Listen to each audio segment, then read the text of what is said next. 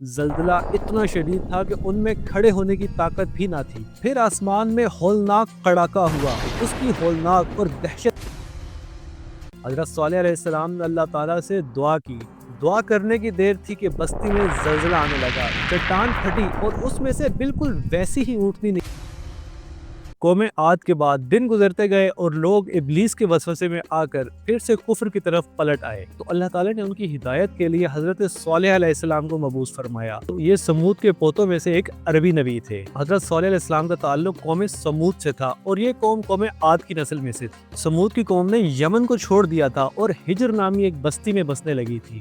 قرآن مجید کی سورہ ہجر اسی بستی کے نام پر ہے اور یہ شہر مدینہ سے 380 کلومیٹر کے فاصلے پر موجود ہے۔ قوم سمود کے لوگ بھی پہاڑوں کو تراش کر خوبصورت گھر بنایا کرتے تھے۔ یہ فن اور مہارت انہیں قوم عاد سے وراثت میں ملی تھی۔ اور قوم سمود کے ساتھ کیا کیا، جنہوں نے وادی میں بڑے بڑے پتھر تراشے تھے۔ جس طرح اللہ تعالیٰ نے قوم عاد کو بے تحاشا نعمتوں سے نوازا تھا، اسی طرح قوم سمود کو ان سے بڑھ کر نعمتیں دی تھی۔ قوم عاد کی طرح جب یہ قوم بھی شرک میں مبتلا ہوئی تو اللہ تعالیٰ نے حضرت صالح علیہ السلام کو ان کے درمیان نبی بنا کر بھیجا۔ نبوت کے اعلان سے پہلے بھی آپ لوگوں کے اندر بہت بڑا مرتبہ رکھتے تھے، لوگ آپ سے فیصلہ کرواتے تھے، مگر جب آپ نے ایک اللہ کی طرف بلایا تو لوگ آپ کو چھوڑنے لگے اور آپ سے دور ہو گئے۔ قوم کے لوگ کہتے تھے یہ کیسے ہو سکتا ہے کہ ہم اپنے میں سے کسی ایک انسان کے تابع ہو جائیں، اس اکیلے کی اتنی فضیلت کی آخر کیا وجہ ہو سکتی ہے؟ ہم لوگ یہ بات مان ہی نہیں سکتے کہ ہم میں سے صرف اس پر اللہ تعالیٰ کی باتیں نازل ہوتی ہیں۔ قوم کے لوگ اس پر بھی نہ رکے اور انہوں نے تمام حدیں پار کر کر آپ کو جھوٹا اور جادوگر کہنا شروع کر دیا۔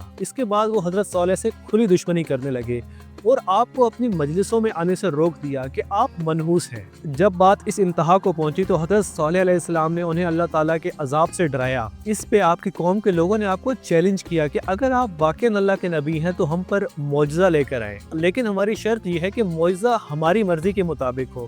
اگر آپ یہ معجزہ لے آئے تو ہم آپ پر ایمان لے آئیں گے۔ آپ ایسا کریں کہ بستی کے کنارے پتھریلی چٹانوں میں سے 10 ماہ کی دودھ دینے والی حاملہ اونٹنی نکالیں، اس کا رنگ سرخ ہو اور ہم نے اس جیسی اونٹنی اپنی زندگی میں نہ دیکھی ہو۔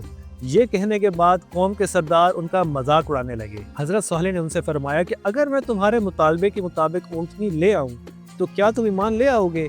تو سب نے مل کر کہا ہاں، ہم ضرور ایمان لے آئیں گے۔ ایک دن مقرر کیا گیا اور قوم کے سارے لوگ بستی سے باہر چٹان کے پاس کھڑے ہو گئے۔ حضرت صالح علیہ السلام نے اللہ تعالیٰ سے دعا کی۔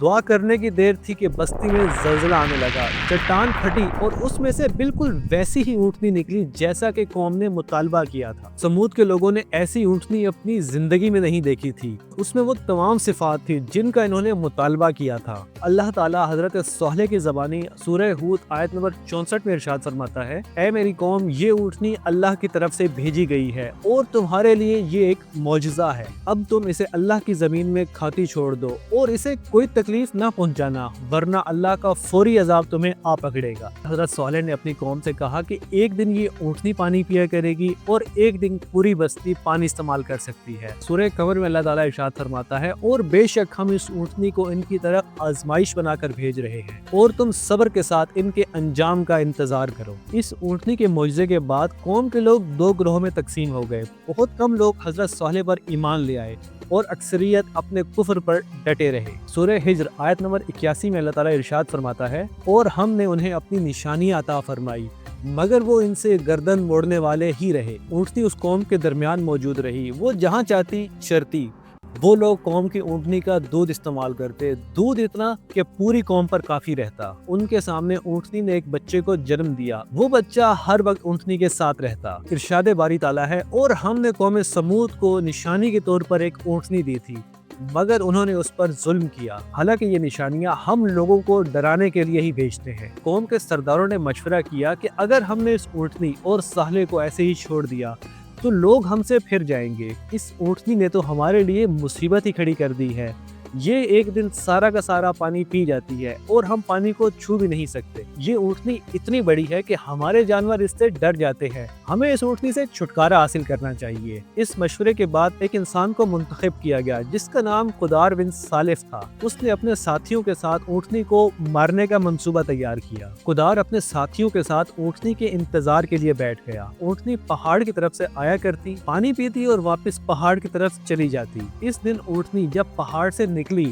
तो कुदार ने उसकी टांग पर वार किया, जिससे ऊँटनी जख्मी होकर जमीन पर गिर गई। फिर उन सब ने मिलकर ऊँटनी की कूंचें काट दी और उसे मार डाला। इस जुल्म को देखकर ऊँटनी का बच्चा वहाँ से भाग गया और पहाड़ की चोटी पर पहुंचकर आसमान की तरफ देखा और 3 दफा बिलबिलाया। ये बदबख्त उसके पीछे भागे और उसे भी मार डाला। जब सोलेह अलैहिस्सलाम को इस बात का इल्म हुआ तो वो बहुत गजबनाक हुए और अपनी कौम से कहा कि तुम्हें 3 दिन की मोहलत है, इसके बाद अल्लाह ताला का अजाब तुम्हें आ घेरेगा। ये कहने के बाद हजरत सोलेह अलैहिस्सलाम ने अपने साथियों को लिया और हिज्र की बस्ती को छोड़ दिया। अगले दिन जब सुबह हुई तो समूद के लोगों ने एक अजीब मंजर देखा।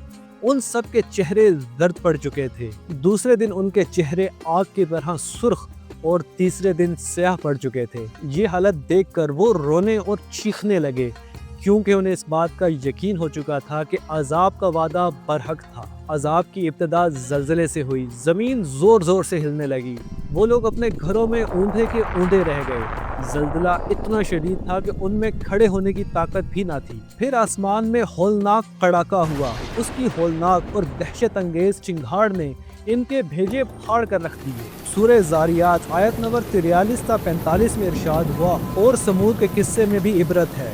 जब उनसे कहा गया कि तुम कुछ दिन तक फायदा उठा लो, लेकिन उन्होंने अपने रब का हुक्म ना माना। इस पे उनके देखते ही देखते तेज और तुंद कड़ाके ने उन्हें हलाक कर दिया। बस ना तो वो खड़े हो सके और ना बदला ले सके। सूरह हूद में उनकी तबाही का नक्शा अल्लाह ताला ने कुछ इस तरह खींचा है। एक जोर की कड़क ने उन्हें आ लिया, फिर वो अपने घरों में जानू के बल पड़े रह गए, ऐसे कि गोया कभी आबाद ही न थे। इस कौम के आसार आज भी मौजूद हैं। इस इलाके को अब मदाइनुस साहले कहा जाता है। अल्लाह ताला ने इस कौम के घरों को आज भी मौजूद रखा है ताकि उसे देखकर इबरत हासिल की जा सके। कुरान मजीद में इस कौम का जिक्र 26 से ज़ायद मकामात पर किया गया है। ये था कौम समूद, हजरत सोलेह और उनकी ऊँटनी का वाक़या।